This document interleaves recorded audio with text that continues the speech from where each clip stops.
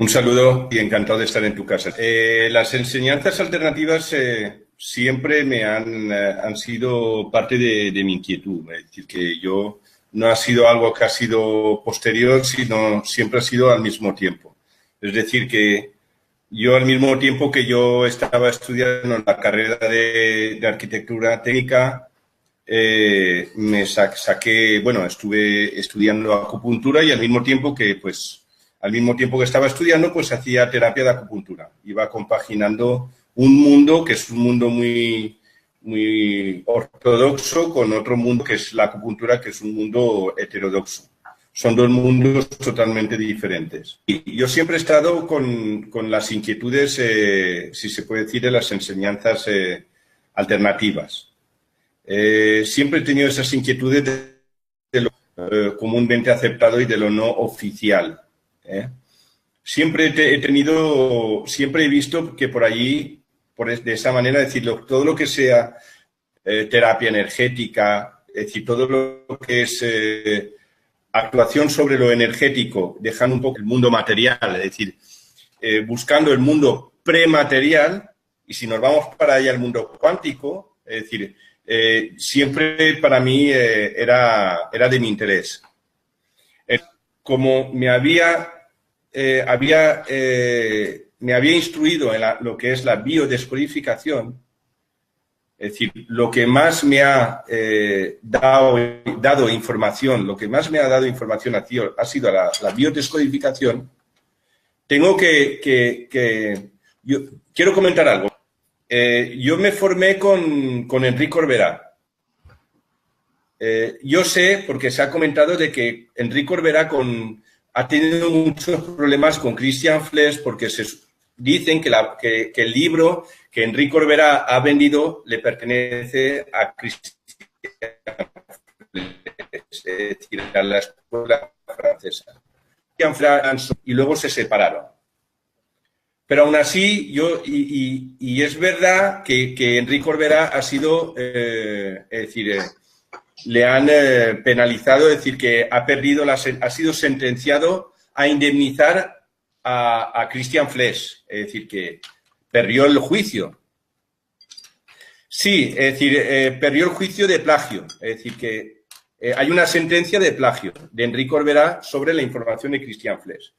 Pero tengo que reconocer que Enric Corberà cogió esta información y la dispersó, es decir, la puso sobre las redes. Yo dudo mucho que Christian Fles, que es un buen terapeuta, hubiese hecho, porque he hecho la francesa, ¿no? Es decir, yo no te doy nada, te creo un poco de inquietud, pero si quieres un poco de información, vienes a mis clases y pagas. Por lo que sea, Enric Corberà no lo hizo. Enric Corberà ha dado mucha información, que parte de esa información ha sido muy interesante, en abierto. Entonces, gracias a él, empecé a coger una información distinta respecto a gracias a la biodescodificación que él estaba promulgando. Es verdad que la biodescodificación viene del médico alemán que se dedicaba que era oncólogo. El señor Hammer, correcto. Focos de Hammer. Entonces, los focos de Hammer, es decir, que gracias a Hammer y gracias, es decir, hay que reconocer que esto viene de la escuela francesa y sobre todo de Salomón Sellam y de Christian Fles, pero ha sido Enric Corberà en España y sobre todo que lo ha divulgado a los 4 continentes, a los 5 continentes, con todos sus errores y defectos. Pero yo tengo que reconocer, y hay que reconocer, que Enric Corberà ha dado en abierto información muy interesante, ha dado ese cambio de perspectiva. Entonces yo me fui, claro, al ver ese cambio de perspectiva, porque yo ya me había instruido en medicina tradicional china, había realizado registros acásicos, me había instruido en acupuntura, es decir, unos años antes, es decir, inicié los primeros, el primer nivel y el segundo nivel de biodescodificación. El tercer nivel no lo he realizado porque no he visto que sea haya sido, que no sentía de que fuese necesario. La información que yo buscaba ya la tuve y sobre todo ya la pude coger, sobre todo los conceptos. Sobre todo a mí el concepto el primordial, el más importante, el que me dio la clave es que para nuestro subconsciente la realidad y la ficción es lo mismo. Subconsciente, la realidad y la ficción es lo mismo. Quiere decir, cuando tú te vas al cine y tú ves una película, la estás viviendo en primera persona. Aunque estés de espectador, lo estás viviendo en primera persona. Y por tanto, se te queda registrado en tu ser, se te queda registrado en la mente, se te queda asociado a una emoción o a un cúmulo de emociones. Y ahí es cuando ya empecé a buscar, a encontrar esas claves que yo estaba buscando. Posteriormente es cuando, es decir, un año y pico después, porque yo creo que fue en el año 2010, 2011, pues 2011, a ver, 2000, sí, en el 2011 es cuando yo inicié la biodescodificación, pues bueno, sí, un año antes, pues un año después es cuando ya me vino esa información y la vinculé a estos conceptos de la biodescodificación. Es decir, yo primero busqué asociar esos conflictos causados por la distorsión del lenguaje, porque no estaba en coherencia, lo asocié a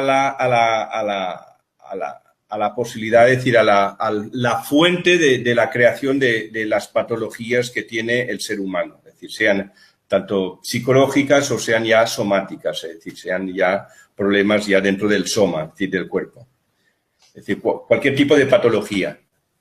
Luego ya me di cuenta, es decir, a medida de que yo estaba profundizando en este tema, es decir, estaba profundizando dentro de cuando yo empecé a hacer el libro y empiezas a tirar el hilo, ahí es cuando ya empezó a abrirse el universo. Entonces, como vi que había una información que me daba una nueva perspectiva de lo que yo había escuchado hasta ahora, porque estaban vinculando la psicología, es decir, todo lo que era psicosomático, al final, en un alto porcentaje, todo era psicosomático en el fondo, es decir, todo lo que te comentaban de que tú tienes un problema, yo no sé si alguna vez has sido médico o has tenido problemas, cuando no sabía qué decirte, un médico te dice, esto es psicosomático, te tomas un tranquilizante y búscate la vida. Y ya está, a mí no me molestes porque yo estoy mirando mi vademecum y aquí lo que tú tienes aquí no aparece. Entonces, psicosomático. Sí, te dan una medicación como para quitarte encima. Pero luego ya, en el momento que aparece este oncólogo, que luego lo divulga mucho, bastante bien, es decir, Enrique Orberá, entonces confirman de que el cáncer también es psicosomático y que ya que muchas patologías no consideradas psicosomáticas son psicosomáticas. Y sobre todo, más que psicosomático, es psicoemocional. Pues bueno, al mismo tiempo, todo vino de un flash. Es decir, yo recuerdo, y es justamente la fecha esta, es decir, que el 21 de diciembre de 2012. Es curioso, y recuerdo el momento, ya eran las fiestas, bueno, prefiestas de Navidad, y estaba subiendo unos peldaños exteriores al chalet de mi hermana. Y en el momento que yo estaba subiendo esos peldaños me vino como un flash, no sé cómo explicártelo. Es como recibir de golpe un paquete de datos. Es como lo que se llama inspiración o como una idea o un flash, llámalo flash. Y bueno, me vino la idea como, no sé, lo puedes llamar una genialidad, no sé, una idea. Y empecé en mi mente esa noche misma a desarrollarla. Y no sé si fue esta noche o al día siguiente que dije, pues mira, lo comenté con mis familiares, pues a mi madre, a mi hermana, pues voy a escribir un libro. porque me ha venido una idea, pues me vino la idea más que la idea, el mensaje, la impresión o la información de Monor. Y entonces, primero empecé como si fuera no sé, algo anecdótico, es decir, que voy a hacer un libro de denuncia, pero no era realmente un libro de denuncia, es decir, un libro de una llamada de atención, porque yo al principio vi que el lenguaje, sobre todo el hispano, tenía errores, es decir, empecé a detectar errores. 3 o 4 días, creo que fue después de Navidades cuando ya empecé, sobre el 27, 28 de diciembre del 2012, es cuando empecé ya, pues me senté en el ordenador y empecé pues a ver y a mirar, a coger el diccionario, a ver las reglas gramaticales, y me vino lo de la A, que significa sin, y entonces me vino la idea del amigo, y claro, recuerdo los dichos que dicen, bueno, es muy difícil hacer migas con los amigos. Claro, ¿cómo va a ser? Entonces el amigo, yo lo vi, en ese momento yo vi que es sin, pues no se pueden hacer migas con los amigos porque A es sin, entonces es sin migas.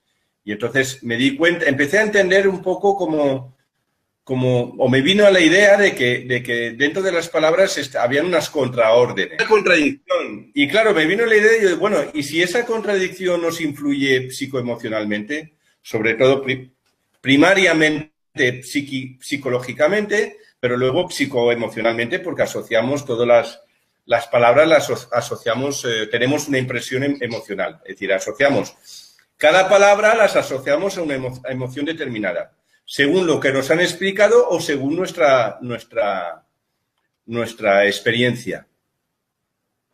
Y entonces empecé a desarrollar el libro y bueno, empecé pues un poco como, pues dije, pues bueno, voy a hacer un pequeño libro de unas 100 y pico páginas. Entonces me centré en el hispano, y entonces en el hispano empecé a ver pues las reglas gramaticales. Lo que no me esperaba para nada es empezar a vincular con las lenguas ancestrales, con las lenguas antecesoras al hispano, en el cual tenemos al latín, al griego. Pues empecé con el latín, empecé con el griego, sobre todo con el griego, porque mi madre es griega, 100%, entonces pues hablaba con ella y le decía. Y yo recuerdo, y es curioso, que mi abuela, que ya se marchó en el año 2011, creo yo, 2011 creo que se marchó, 2011-2010, ella sobre el 2008-2009 era un poco medium, es decir, que mi abuela era lo que se llama como medium, es decir, recibí información. Y ella estaba con que a los griegos les habían robado las palabras. Con que a los griegos les habían robado las palabras. Estaban aprovechadas. Y eso, cuando si te digo la verdad, ni le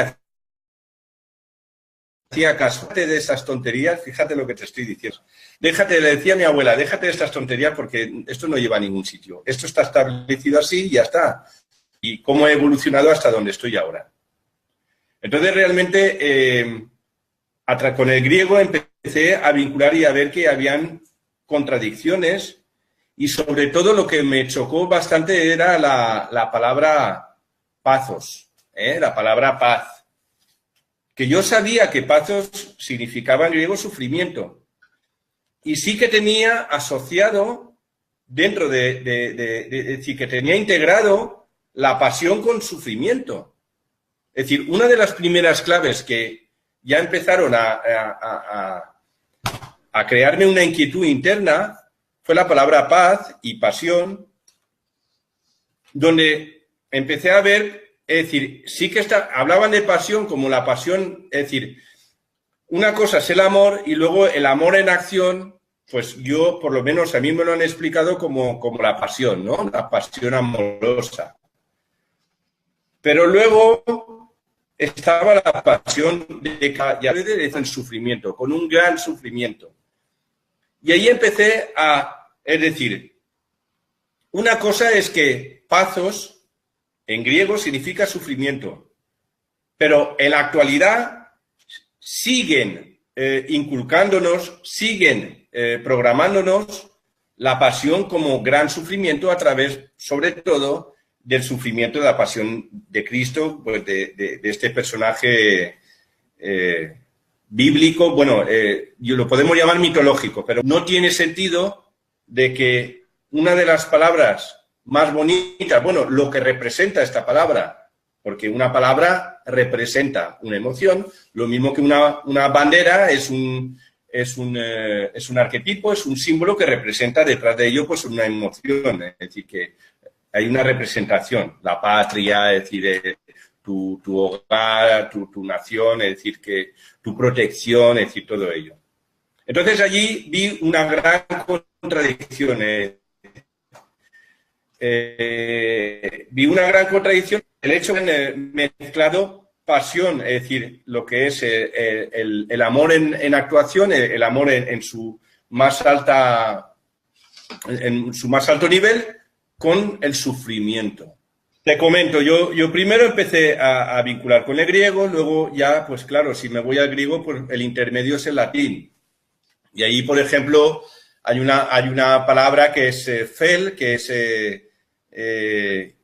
que significa hiel. Tú fíjate, fel en latín evolucionó a hiel en hispano, ¿de acuerdo? La hiel es amargura, es la bilis. Entonces, fel, es decir, tú mira cómo ha evolucionado. La F evolucionó al hispano hasta la H.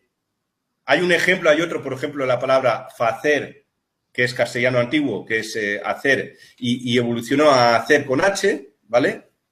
Y luego la E bifurcó en una I y una E, en hiel. ¿De acuerdo? Entonces ahí te das cuenta, ahí me empecé a darme cuenta cómo es decir, que el lenguaje era vivo, ¿vale? Y había evolucionado hacia unos designios, hacia unas direcciones totalmente... es decir, lo que está en coherencia es, fíjate, lo que está en coherencia es fel de hiel a hiel, ¿vale? Fel a hiel, muy bien. Y entonces tú coges el diccionario y te dicen, bueno, hiel, ¿de dónde viene? De fel, muy bien. Pero no te vinculan fel con feliz. Es decir, que hay mucha mayor, no mucha mayor, es decir, es la misma palabra, fel y feliz, es decir, el prefijo, es decir, los tres primeros fonemas, que fel a hiel. ¿De acuerdo? Hay mucha más distancia lingüísticamente hablando o fonéticamente hablando entre fel y hiel, que significa lo mismo semánticamente, pero para nada, si tú coges un diccionario, te asocian fel de amargura, de amargo, a felicidad. ¿De acuerdo? Que es son las tres primeras letras, es decir, son las mismas. Es decir, el prefijo es el mismo. El exema es el mismo. Entonces dices, bueno, aquí, por lo menos en ese momento te asaltan unas dudas y dices, bueno, aquí hay algo que no entiendo yo muy bien. Claro, lo dejas aparcado, pero ya luego vas viendo, claro, te aparece pathos, y qué sufrimiento, y pasión, que es amor en exaltación, fel, que es amargura, ¿vale? Y tienes felicidad, que es totalmente lo contrario. Y empiezas a ver tránsitos, evoluciones de un lenguaje, es decir, en tiempos hace hasta la actualidad, y vas viendo que se va replicando de la misma manera. Vas viendo un caso, vas viendo otro caso, vas viendo otro caso, vas viendo otro. Primero con el hispano y vinculando el griego y el latín, ¿de acuerdo? Claro, y entonces en ese momento, mira, hay un ejemplo más. Hiel, fel de felicidad, y fel es amargura, y tienes hiel y tienes fiel. Quiero que me seas fiel, ¿vale? fiel. ¿A qué? Pues amargarme. Claro, si yo a ti te estoy diciendo quiero que me seas fiel o yo te voy a ser fiel, pues voy a ser fiel a la hiel. Voy a ser fiel a la hiel porque son hermanas, son palabras hermanas. Entonces, todo el mundo busca fidelidad, busca que me sea fiel, y cuando uno busca que le sea fiel es cuando peor lo pasa.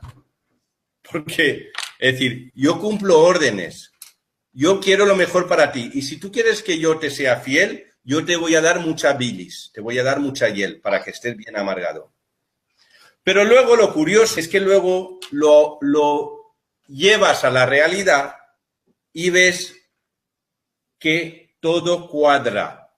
Todo cuadra. Vas viendo que muchos buscan fidelidad y luego encuentran amargura, van muchos buscando el amor en exaltación y luego encuentran sufrimiento. Es decir, vas viendo que realmente se traslada semánticamente, se traslada a la realidad eso que no queremos. Una cosa de lo que nosotros hablamos, pero luego se traslada semánticamente esa contradicción y se nos hace realidad en nuestra realidad. Y ahí es cuando ya te das cuenta y dices, bueno, esto sí que funciona. Funciona mal, pero funciona. Normalmente mal. Algunas veces bien, pero normalmente funciona mal. Pero funcionar funciona. ¿De acuerdo?